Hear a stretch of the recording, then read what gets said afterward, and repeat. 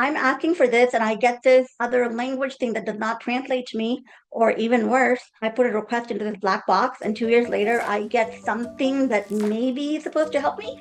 In order to change that paradigm of IT and business, we found that DEI actually helps.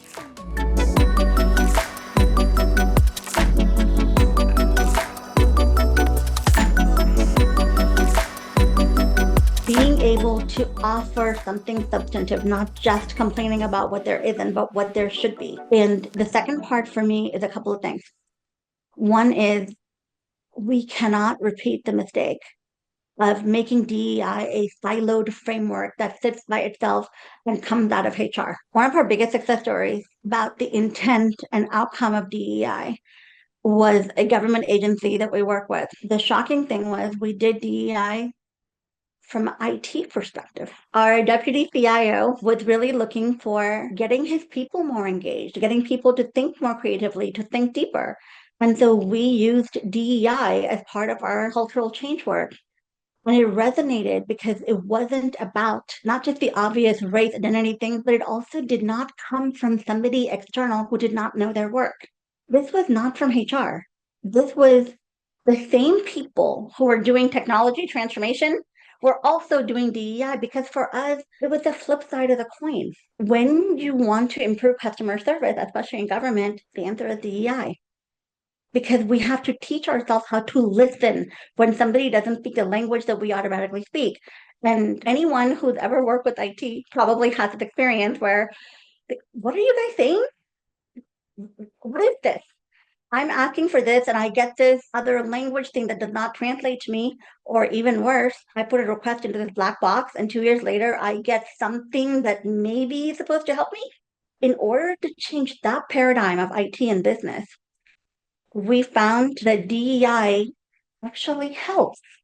Because when you focus DEI on, again, being that good teammate, it really comes down to how do you say what you meant to say in a way that people will listen so that you get what you need. For all of the IT technology stuff, you can build the best program in the world, but if nobody's using it, it's a failure. So when you're trying to improve IT business collaboration, it is trying to get two sets of people who maybe speak different languages and who certainly see the world differently to come together and tell each other what they need to be successful. Whether you call that problem solving, customer service, collaboration, whatever, it's still DEI. It's listening. It's seeking to understand before you want to be understood. It's listening twice as much as you talk. It's finding out what certain words mean to them. It means building trust. And so if you're trying to do that type of DEI approach, it is not a framework that can be added in somewhere else in the organization. It is not a reframing. And for heaven's sake, it's not a post DEI. It is getting back to why we work with other people, because we have to. The world is too complex. None of us know everything. So how do I put my 10 cents, your 10 cents, somebody else's 10 cents, and multiply it to have $100 to work with? That's DEI. The metaphor I most like is, because I'm a nerd, I play Scrabble, and I actually like it. And I'm pretty competitive, so I tend to win. DEI done well is like having extra tiles. Who doesn't want extra tiles? It makes Scrabble so much easier. You can make more complex words. You can get higher scores, which means you win, right? And that really, I think what's missing in this current conversation about post DEI, it is not just about finding new language. It is not just about learning from our mistakes. Fundamentally, whatever comes next should be about integration. How are we getting people to change their behavior in the context of the work?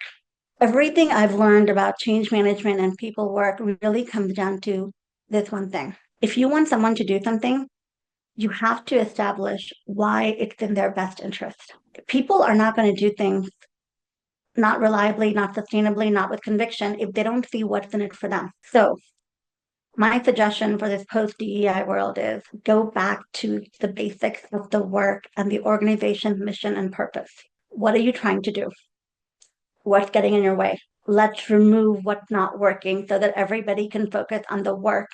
Because doing good work together is a special kind of rush, and we all deserve to experience that. So let's figure out how to take the frameworks and theories of DEI out of the way and go back to how do we create workplaces where everybody feels like they have a voice, where all the good ideas come to the table, and we can combine all those good ideas to create an awesome idea that will really make an impact. That's the point of work, and that is the point of what DEI should be. And that's what I am not seeing in all these frameworks and post DEI conversation.